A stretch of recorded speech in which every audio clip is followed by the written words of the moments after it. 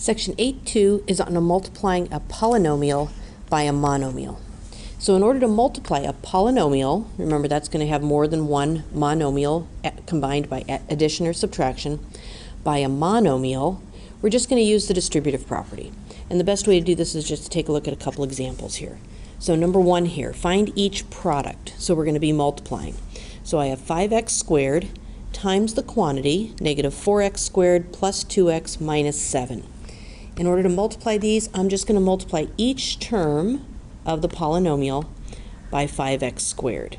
And if you still want to draw the arrows, you can do that. We're just going to use a distributive property. So the first terms, 5x squared times a negative 4x squared, I multiply the coefficients. That's going to give me a negative 20.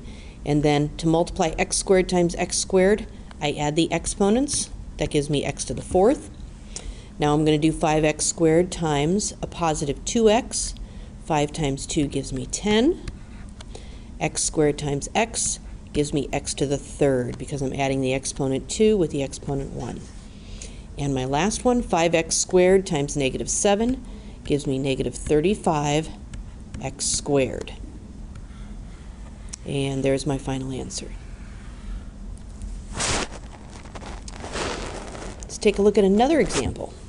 Here I have negative 6y cubed times the quantity 3y to the fourth minus 2y to the third minus y plus 9. Again, I'll use the distributive property and distribute negative 6y cubed to each term of the polynomial. So negative 6y cubed times 3y to the fourth, multiply the negative 6 and the 3 to get negative 18. Y cubed times y to the fourth, add the exponents is going to give me y to the seventh. Negative 6y cubed times negative 2y to the third is going to give me a positive 12, because that's negative 6 times negative 2. Y to the sixth, add your exponents. Negative 6y cubed times a negative y gives me a positive 6y to the fourth. Y to the third times y is y to the fourth.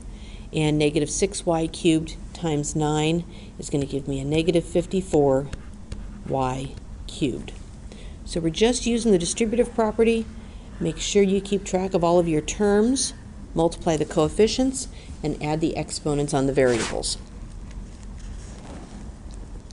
So here's one that's a little more complicated. We need to both use the distributive property to get rid of the parentheses, and then we're going to have some addition and subtraction to do.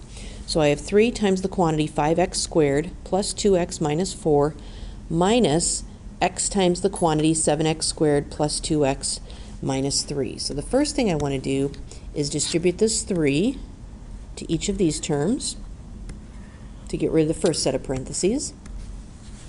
And that's going to give me 15x squared plus 6x minus 12. And now to get rid of my second set of parentheses, I'm going to take this negative x squared. I'm going to think of that as negative 1 times, not x squared, negative x times, the negative x I'm going to think of as negative 1 times x.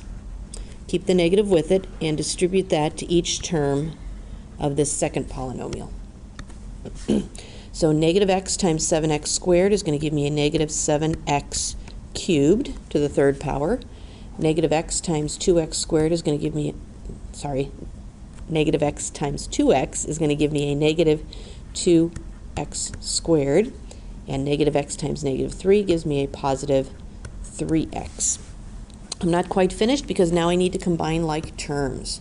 So I need to look for variables that have, terms that have exactly the same variables raised to exactly the same powers. So here's an x cubed, and I think that's my only term with an x cubed. I have a couple terms with an x squared. Make sure you grab the minus in front of this one. And then I have a couple terms with just a plain old x. There's a 6x and a 3x, and then I have a minus 12, and I'm out of colors, so I'll just tack him on the end. So negative 7x cubed. And now looking at my purple ones, that's going to be 15 minus 2, 13x squared.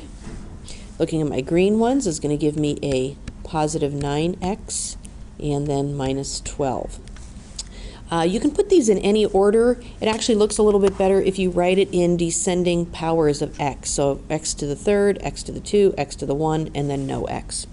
And just a note, remember that when we're adding monomials, we add them if they have exactly the same variables. And so, for example, this 6x and this 3x, we don't multiply x times x. You know, it's like having 6 x's and adding to it 3 x's. Altogether, we have 9 x's. So don't get confused between adding terms with variables with exponents and multiplying them. Here's another example that uses both x and y. So here I have a 15y, and I'm going to distribute it to each of these terms. And here I have a negative 2x, grab that negative, and distribute it to each of those terms. And this is going to be a little more complicated because I have x's and y's and lots of variables and lots of exponents.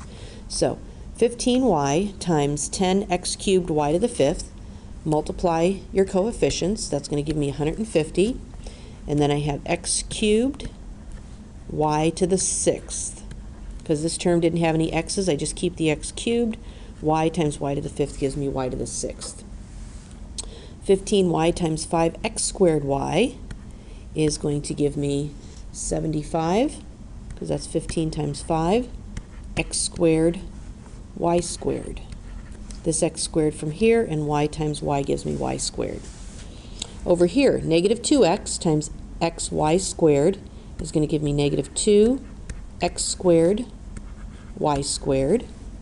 And then negative 2x times a positive 4x squared is going to give me a negative 8x to the 3rd. Now I need to see if I have any like terms here. Remember, your like terms are going to have exactly the same variables raised to exactly the same powers. This term here has an x cubed and a y to the 6th, and I don't have any more of those anywhere. Here I have an x squared and a y squared, and this term has an x squared, y squared, so I can actually combine those. And then my last term here has a y cubed, and I don't have any other y cubes. So I'm going to write 150 x to the 3rd, y to the 6th, and I can combine these because they both have an x squared, y squared, so just combine the coefficients. 75 minus 2 is 73, x squared, y squared, and I just have one term that has an x cubed in it. So there's my final answer. You need to be very careful. Your exponents have to be exact. Just be very diligent in making sure you're copying the right thing. And our last example here is an equation to solve. Notice it says solve because I have an equal sign. I need to find the value of x that makes this equation true. So to start, I'm going to get rid of my parentheses by distributing. And then notice this plus 2x here, that doesn't get distributed because it's not being multiplied by the parentheses. And then here I'll have a 2 to distribute to the parentheses. So x times 4x gives me 4x squared. X times 6 gives me 6x. And then just bring down the 2x. That's not getting multiplied by anything. And that equals 2x squared. 2 times 7x is 14x. And 2 times negative 3 is negative 6. Oh, wait a minute. I'm sorry. I think I copied that problem wrong. Sorry. Let me go back. Hold on. The problem is supposed to be 2 times 2x squared plus 7x minus 3. My apologies. Copied it wrong. So let's go ahead and, there we go, distribute the 2 to those three terms. I think I had forgotten the coefficient of 2 on 2x squared here. So distributing 4x squared plus 14x minus 6. Okay, so let's try to get all of our x's on one side of this equation. First thing I notice is I have a 4x squared on both sides. And actually, if I subtract a 4x squared from both sides, they cancel out, which is really nice because we haven't yet solved any equations that have an x squared in it.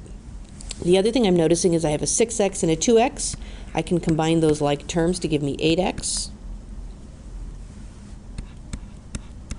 And then just bring down the 14x minus 6. And let's move all of our x's to the left. I'm going to subtract 14x on both sides. 8x minus 14x gives me a negative 6x, which equals a negative 6, and then dividing both sides by negative 6, I get that x equals 1. And as with the equations that we solved back in Chapter 2, you can plug this back in and check if you have the extra time to make sure that you did get the correct answer.